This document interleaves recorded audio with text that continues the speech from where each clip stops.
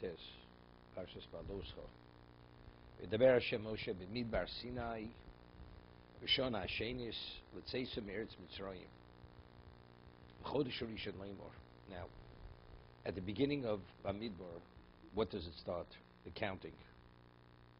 It's the second month, right? Of the second year. And we're going backwards. Now we're speaking about, it's what? B'midbar Sinai, b'shon ha'shen, the second year. And what is b'chodesh Rishon? The first one. So this should have been the first thing discussed. So why? Okay, we'll see in a moment. Chodesh Rishon Leimor. Chodesh Rishon Parsha Shebrosh HaSefer Lo Nemar Ad Iyar. The first parshas Bamidbar was only said at the beginning of the year. Lamarto. So what we say, we learn from here. She'mugdam Mucha Torah. That the Torah doesn't necessarily go sequentially, unless the story follows, right? But in terms of stating certain events, the events aren't necessarily in a sequential order. Mm-hmm. Wait. So the question is, but why? I mean, factually, if Nisan comes before Iyar, this should have been mentioned first, right? Because this reflects a certain negativity regarding Kalal Yisrael.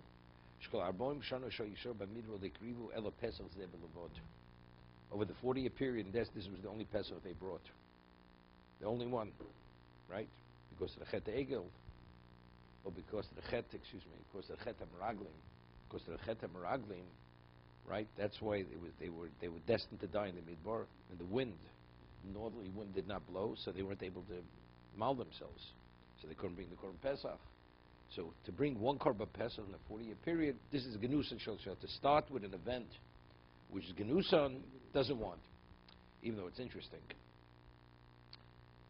This is before the Chet HaMeraglim, correct? We start. I mean, you only know later to ask the question later. You understand? Mm-hmm. We start off. Beginning of the second year, they brought the Korban Pesach. Okay. What's going to be the second, third, fifth year? Okay, we'll talk about it. I mean, it's not, the Genusan is not noticeable right away. You understand? A person goes, he takes a trip, he's going to hold up a bank. Right? Going to hold up a bank, lahavdil, elef havdolos.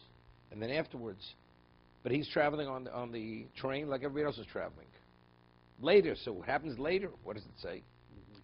But today, there's no indication. But this is even better than that. The Korban Pesach beginning, you see there, when he's traveling to hold up the bank. Later, it's revealed his original traveling to hold up the bank. Over here, they brought a Korban Pesach. They do the Chet Meraglim later. What does Chet Meraglim later have to do with the Korban Pesach now? It's a later event.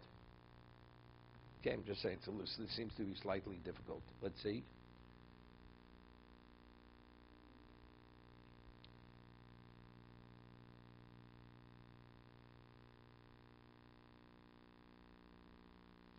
So this is Sifs Chachomim. Barbos Yom Bimid Sinai Lomali.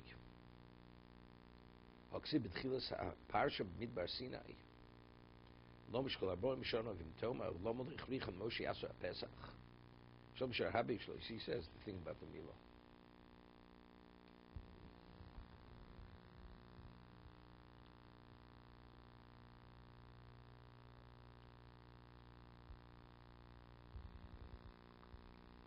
Okay, my question seems to be a little difficult.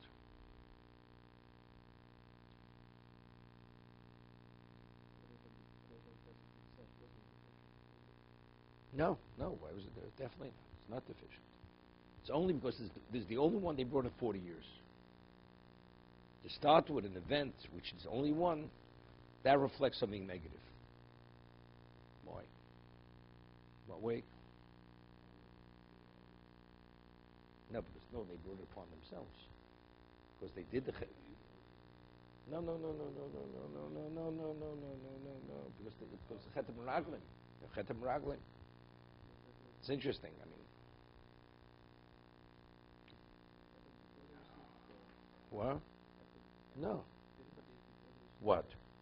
Meraglim. Meraglim's later. No, the second year happened later than the second year. Meraglim happened the second year when they were in the Midbar.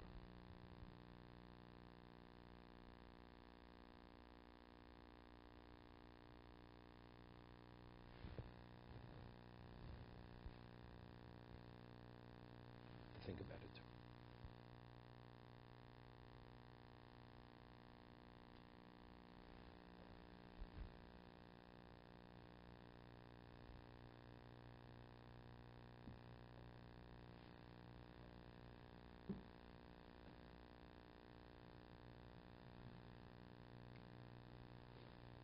The problem is the sequence, or the problem is the information?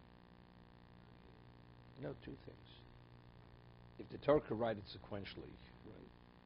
in order, why does it write it out of order? Because it wants to conceal something. Right. Okay, so my question is, by beginning with Pesach, how does that something reflect something negative? That's all. That's my question.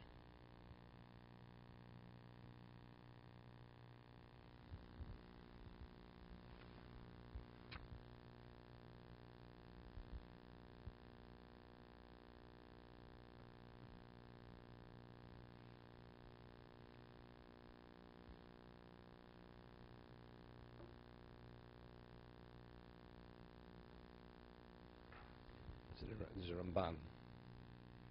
Brings the Sifri. It's a Sifri about the Genus. Sifri. Omru v'yasus apes b'rishon Genus Yisrael hakos b'daber. Shlosel pesach zel b'v'chein u'omer min azvach Dosh came n'aksal v'som v'yas pes b'rishon b'arbas yom chodesh ben abayim midbar Sinai mikram Yusuf v'day b'mashi yom v'yasa pesach cholash yitzil Hashem. Es Moshe v'yizki ha'yom v'amidbar limo shel oso v'submidbar rak b'yom hazeh. Uganusam. 1 second.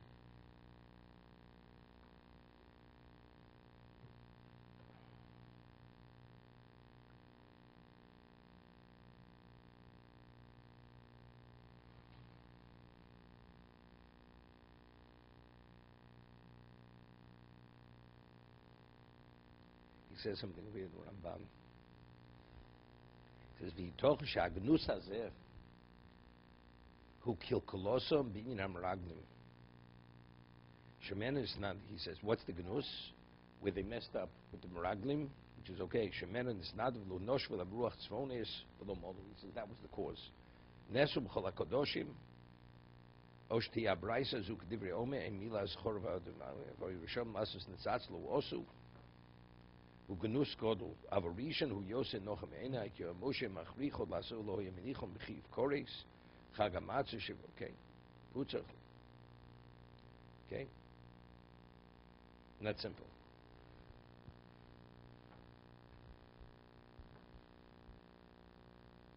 I don't have a shot. Okay, leave it. Leave it for Shalosh Shudas. My question is, it says the reason why we don't begin with the Korban Pesach, the Torah does. It says it was. Bamidbar starts with Chodesh Iyar, the counting.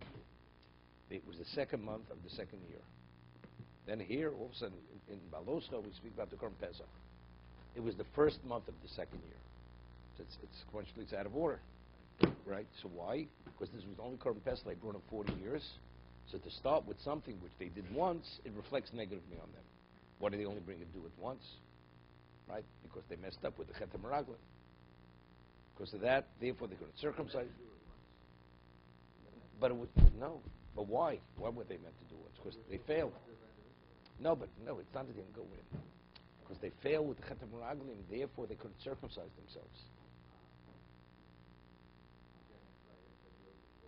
Right? You can't eat Korban Pesach unless you're circumcised. Right? So my question is, no, but most Jews have to be able to bring it. Levium are not, since most couldn't do it, therefore they didn't do it. No, but the difficulty is, if we start with the Korban Pesach, they brought the Korban Pesach when the second year in the Midbar. Okay, therefore, how does that reflect negatively? What happens down the road has no relevance. You understand? You don't know the negative until the Meraglim is a later event. It's later in the year. So now we come to the third year. Why isn't there Korban Pesach? So you could ask the same question. We had a Korban Pesach, right? Last year. Why isn't the Korban Pesach now? Why they mentioned at the beginning of the Chumash, at the beginning of the Sefer Bamidbar, why somehow, and the third year now we don't have it yet, why is that more of a, reflect negatively than if we started the second, when it's mentioned later in the Sefer? How does that reflect more negatively? When we start the beginning of the second year, they brought Korban Pesach. Okay, good. Fine. So what's the problem? Because why don't you bring them the third year? Right? So, and now that it's mentioned parshas Behaaloscha, we brought it last year, so why don't you bring it the third year? Ask the same question. You're asking the same question. If you say, initially when they brought it, they didn't bring it right, correctly, you failed in the Korban Pesach, we don't want to talk about it right away. We'll leave it for later. But initially when they brought the Korban Pesach, there was no failing in the Korban Pesach. So how, by mentioning at the beginning, how does that affect negatively? That's, I don't have the answer. Okay? Okay?